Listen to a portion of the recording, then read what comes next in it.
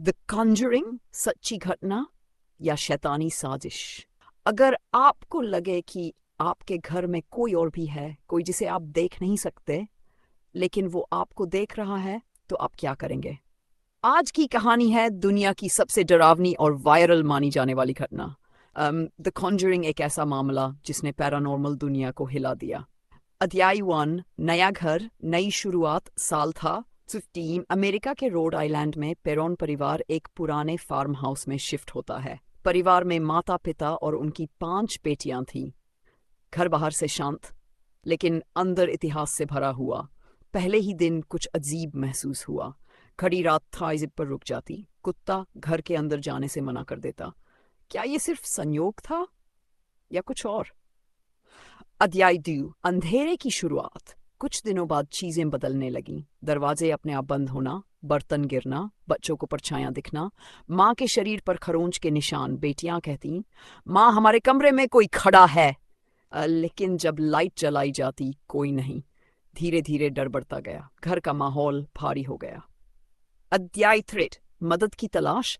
जब हालात काबू से बाहर होने लगे, पेरोन परिवार ने मदद मांगी पैरानॉर्मल इन्वेस्टिगेटर से, एडोरिन वॉरेन।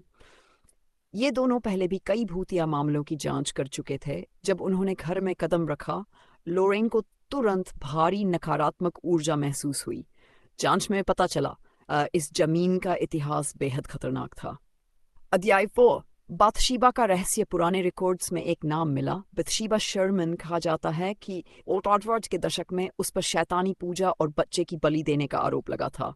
हालांकि अदालत में वो दोषी साबित नहीं हुई, लेकिन गांव में लोग उसे डायन मानते थे। कहानी ये भी कहती है उसने अपने बच्चे की हत्या की और खुद को शैतान को समर्पित कर दिया। क्या उसकी आत्मा उसी घर में भटक रही थी? अध्याय 5। डर का चरम। एक रात सबसे भयानक घटना हुई।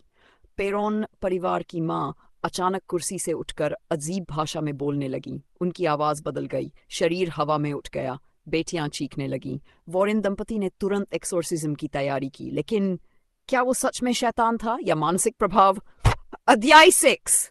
एक्सोर्सिज्म। घर में प्रार्थना शुरू हुई।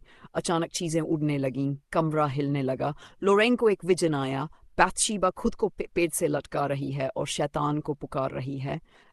एड ने प्रार्थना जारी रखी। आखिरकार माँ बेहोश होकर गिर पड़ी। कमरे में शांति छा गई।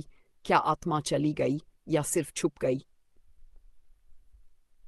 फिल्म और हकीकत 2000 में इस घटना पर फिल्म बनी। लोग सिनेमाघरों में डर के मारे चीखने लगे।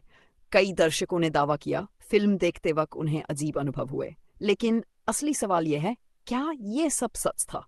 कुछ लोग कहते हैं पेरोन परिवार ने सच में सब झेला। कुछ कहते हैं ये सिर्फ पब्लिसिटी थी। अध्याय 8। विज्ञान बनाम विश्वास। साइकोलॉजिस्ट का कहना है पुराने घर, डरावना माहौल और धार्मिक विश्वास मिलकर भ्रम पैदा कर सकते हैं। लेकिन वॉरेन दंपति ने अपनी जिंदगी में हजारों केस देखे थे। क्या वो सब गलत थे? ये बहस आज भी जारी है।